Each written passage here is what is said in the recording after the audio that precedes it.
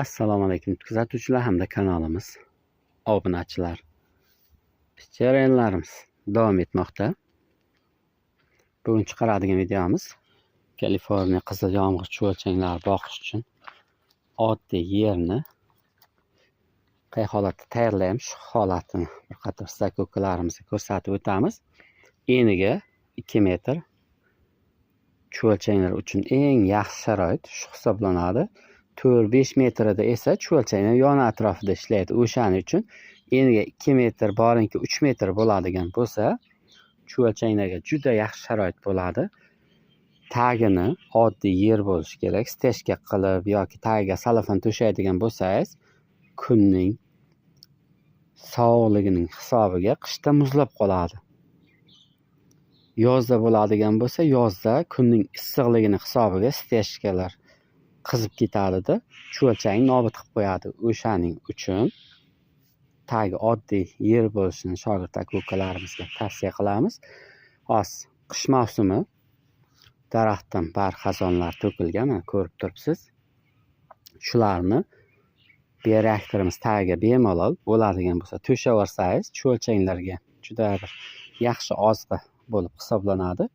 Va ko'rib turgan bioreaktorimiz bir qator hozir qish mavsumi go'ngni qalinligini, ya'ni chuvalchanglarning oziqasining qalinligini, balandligini 25-30 sm atrofida bir qator to'ldirib olamizda.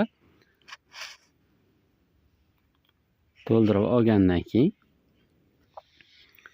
bu bioreaktorimizni doimgidek suvdan bir to'ldirib olamiz. Bloklarimizni bu yerdan terib, yoniga tuproqlarni uygandan keyin suv chiqib ketmaydi. Bir qator to'ldirib olgandan keyin chuvalchanglarga ziyon keltiradigan peshoblari yer tagiga singib ketadi. Oradan 1-2-3 kun o'tgandan keyin bioreaktorimiz bir qator og'darib, mana bu joylarimizdan Xudo xohlasa chuvalchanglarimiz bor. O'sha chuvalchanglardan zich holatda qilib tashlaymiz.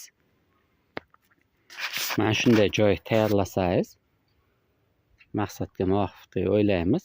Chunki yon atrofi to'silganda shamol kirib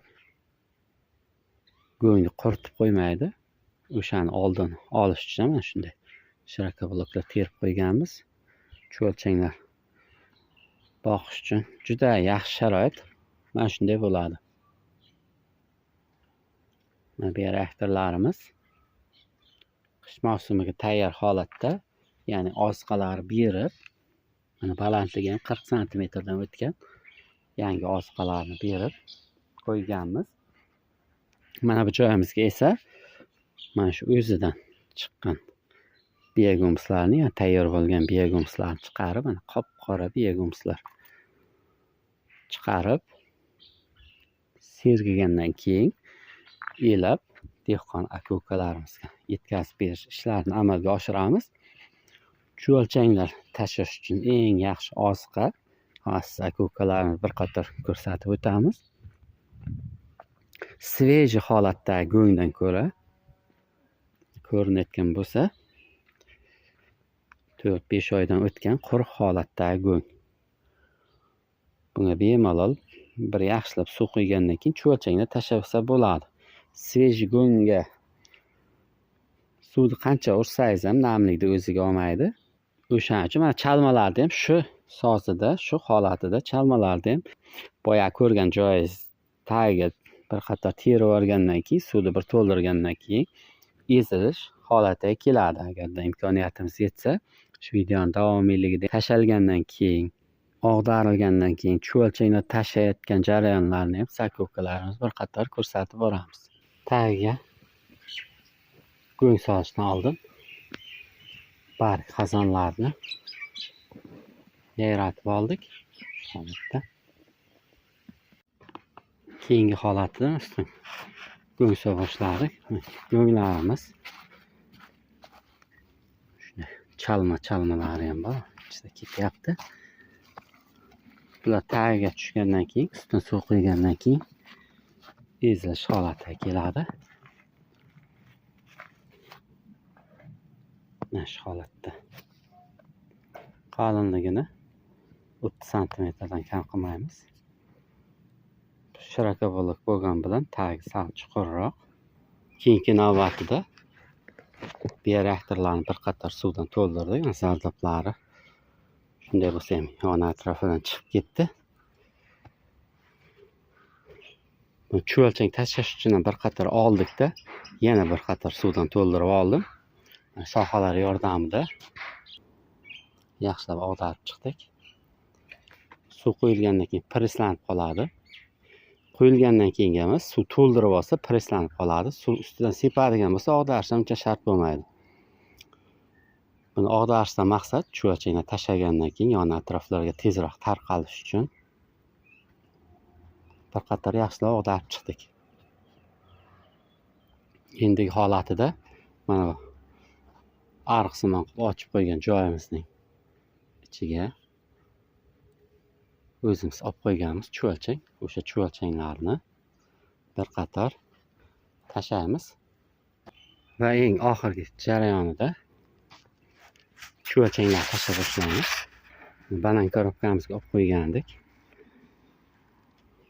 Mana shu bioreaktorimizga eniga 2 metrdan ko'proq, uzunligi 7 metr bo'lsa 15 kvadrat joyga shu ikkita banan korobkada Kaliforniya qizil yomg'ir chuvalchanglari bemalol yetadi. Chuvalchanglar hozir ertalabki soati 9:30. Hisob qo'yganimizga bir 3-4 kuncha bo'ldi. Chuvalchanglarimiz ustini ko'rib turibsiz, granula holatga keltirib tashlagan. 3-4 kun ichida chuvalchanglarimiz ko'ramiz. Tagida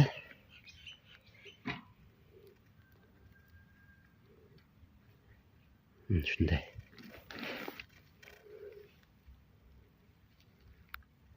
Siz o'zingiz ko'rib turibsiz. Bugungi sana 2025-yil 2-dekabr sanasiga video qilyapmiz.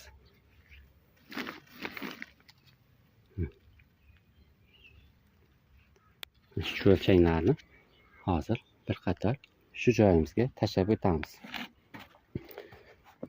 Keyingi jarayonida hozirgi kunda dekabr holatiga chuvalchanglarni sotuvdagi holatini ham siz aka-ukalarimizga bir qator ko'rsatib o'taman.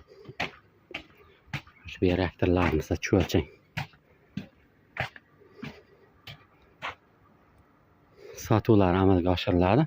Mana bularga esa yangi oziqlar berganmiz. Chuvalchanglar holatini siz aka-ukalarimizga bir qator ko'rsatib o'taylik. Chuvalchanglar mana ustida yuribdi. Chuvalchanglarimiz shunday zich holatda bo'lgan Kaliforniya qizil yomg'ir chuvalchanglari. Dekabr oyining 2-sanasida video qilib turibmiz.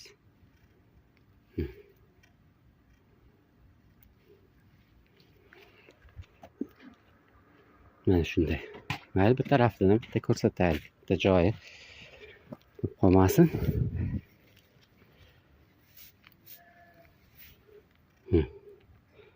Ishligini o'zingiz ko'rib turibsiz. Juda a'lo darajada. Mana shu holatda.